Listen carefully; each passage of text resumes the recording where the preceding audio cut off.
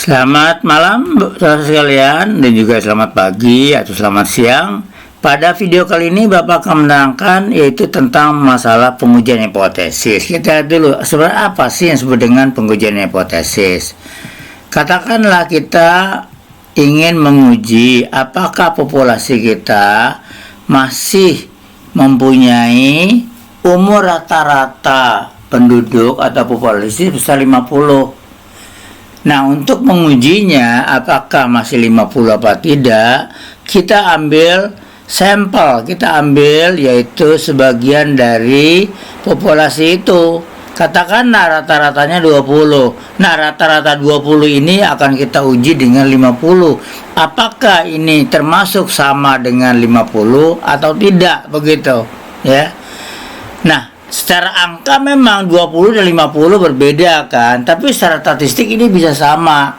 Karena apa? Karena ada sampel, karena ada disebut dengan yaitu standar deviasi. Nah, bagaimana cara menguji di dalam statistik?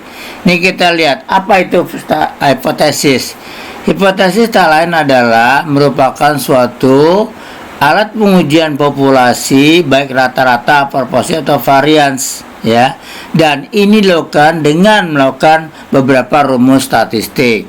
Nah, pertama yang harus kita siapkan adalah yang disebut dengan null hipotesis, atau adalah suatu pernyataan hipotesis kita.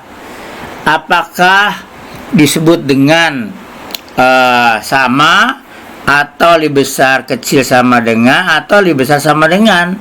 Jadi ini pernyataan, katakanlah H0 sama dengan mu sama dengan suatu angka. Ini artinya bahwa populasi hipotesis kita itu menyatakan bahwa mu atau rata-rata populasi itu sama dengan suatu angka. Katakanlah rata-rata populasi kita sama dengan 3. Nah, itu adalah yang akan kita uji, benar 3 apa tidak sih, begitu ya. Nah, dalam contoh tadi berarti H0 mu sama dengan 50. Karena apa? Karena populasi kita kan rata-ratanya 50 kan umurnya kan. Berarti H0 sama dengan mu sama dengan 50 di dalam, yaitu seperti ini, begitu ya. Nah, itu namanya adalah disebut dengan null hipotesis. Nah, null hipotesis ini bisa juga sama dengan, lebih kecil sama dengan, atau lebih besar sama dengan. Nah, lawannya dari null hipotesis adalah alternatif hipotesis, yaitu tidak sama dengan, lebih kecil atau lebih besar. Jadi lawannya, ya lawannya. Nah, dari H0 dan H alternatif ini kita akan menguji apakah kita menerima H0, ya, di mana mu sama dengan 3 atau mu sama 50, atau kita akan menolak H0. Artinya kita menyatakan bahwa H0 itu tidak sama dengan 50 atau tidak sama dengan 3. Nah, begitulah kira-kira, ya. Nah, di dalam pengujian hipotesis ini ada beberapa tahap yang harus kita kuasai. Ini adalah contoh-contoh ya bagaimana cara membuat suatu null hipotesis, ya. Ini dia null hipotesis.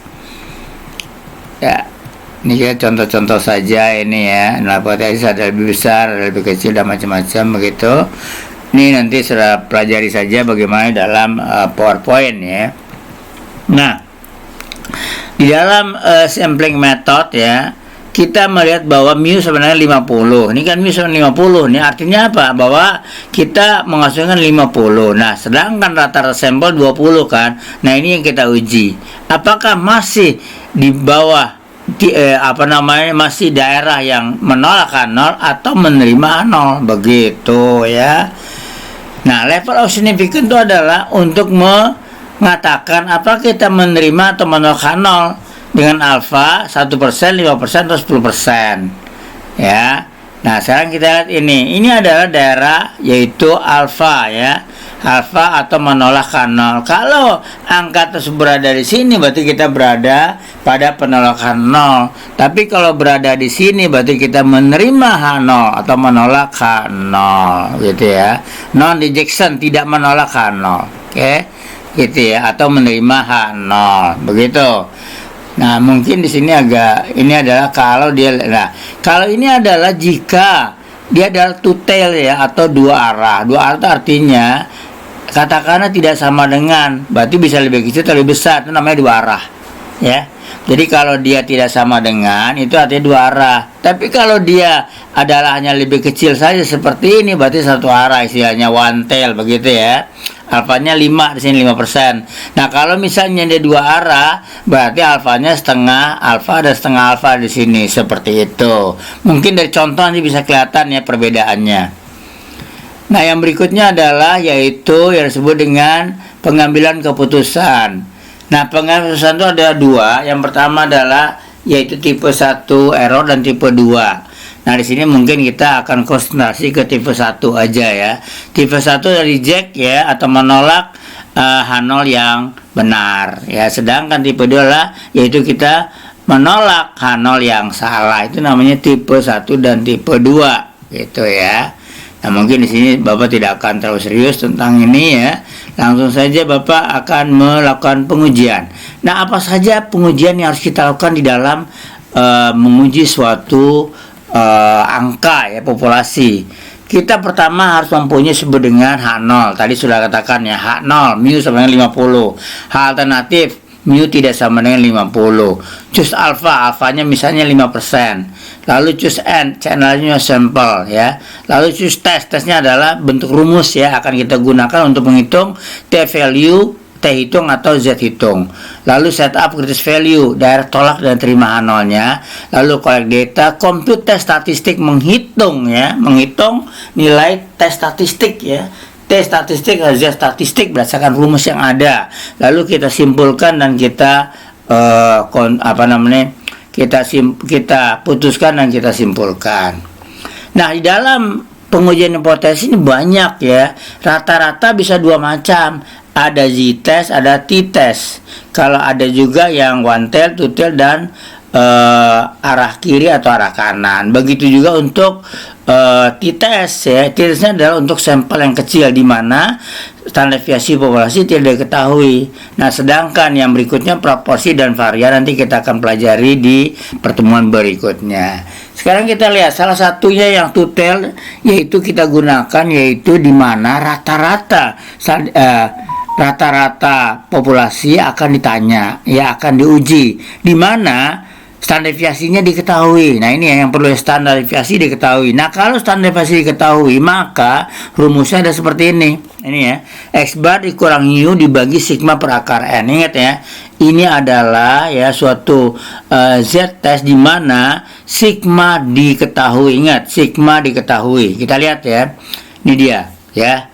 Mu sama 0, mu tidak sama 0. Ini sigma diketahui. Ini two tail ya. Dua arah ya, gitu. Dua arah ya. Nah, ini dia.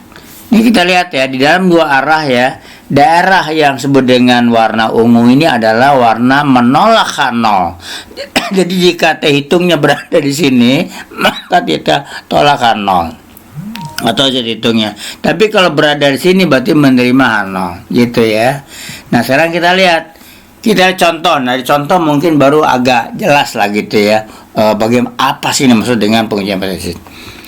Apakah rata-rata ya cereal box 39 gram? Jadi kan ini box ya, ini kotak kan cereal. Ditulisnya kan 38 gram. Lalu kita ingin uji benar nggak sih 38 gram gitu kira-kira. Lalu kita ambil 25 kotak, 25 box ya. Lalu kita timbang, ternyata 372,5. Kalau secara angka kan ini berbeda ya. Karena ini kan 368, ini 375 ya. Tapi secara statistik belum tentu. Kenapa? Karena kan kita mengambilnya 25 box, bukan 1.000.000 box. Padahal diproduksi bisa 1.000.000 box. Begitu ya, karena sampel. Nah, ternyata perusahaan telah mempunyai angka standar deviasinya 15 gram. Nah, artinya apa? Populasi diketahui ya. Standar deviasi populasi diketahui. Lalu alfa digunakan 5%. Nah, bagaimana cara pengujiannya kita lihat sini? Ini cara pengujian seperti ini ya. Tadi seperti tahap tadi itu kan. Ya, seperti tahap tadi itu. Mu sama 368. Mu tidak sama 368. Oke. Ini H0 yang alternatif ya. Alfa 0,05, N25 katanya kita ambil 25 sampel tadi ya. Lalu Z atau Z test statistiknya rumusnya seperti ini ya. Sesuai dengan yaitu sigma diketahui. Nah, kita cari 1,50.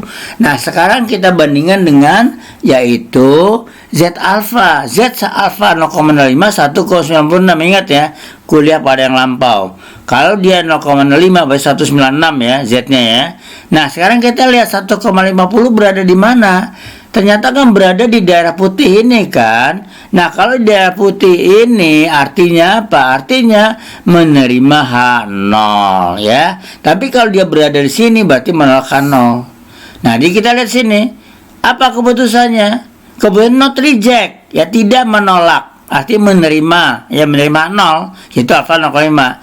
Dan apa kesimpulannya? Kesimpulannya adalah bahwa jumlah sereal di dalam box masih 368 gram. Nah, itulah pengujian hipotesis ya. Untuk yang two tails ya, two tails artinya ada sebelah kiri dan sebelah kanan begitu ya kalau two tails. Sekarang kita lihat yang berikutnya. Ya.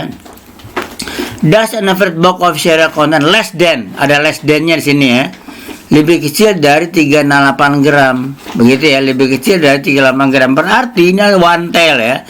One tail-nya adalah yaitu berbentuk sebelah kiri ya. Sebelah kiri ini kita lihat gambar. Nah, gambar seperti ini ya. Sebelah kiri berarti 5% kan sebelah kirinya.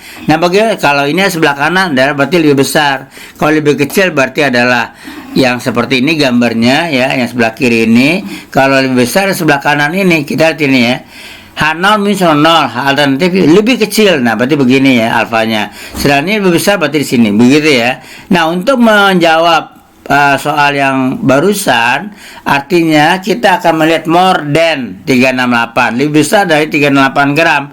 Nah, sekarang kita lihat ini hasilnya. Ini ya, tuh begitu ya. Nah, kita lihat ini. Ininya menjadi 1,645 ya. Karena 5% ini. Lihat di tabel ya. Lihat tabel Z 1,645 ini. Nah, sedangkan Z-nya kan 1,5, berarti daerah sini kan berada ya.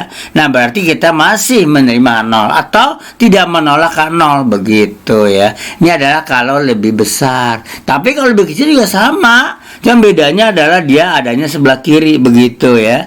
Adanya sebelah kiri ya kalau lebih kecil. Nah, seperti ini. Ini lebih kecil seperti ini, adanya sebelah kiri. Nah, kita lihat begitu ya. Ini kita bandingkan lagi kan min 2,65, ini min 2,33. Berarti ada beras ini kan, berarti dia adalah menolak H0. Begitu ya, menolak H0. Kalau begini berarti menerima H alternatif. Nah, itu mungkin ya yang bisa Bapak sampaikan.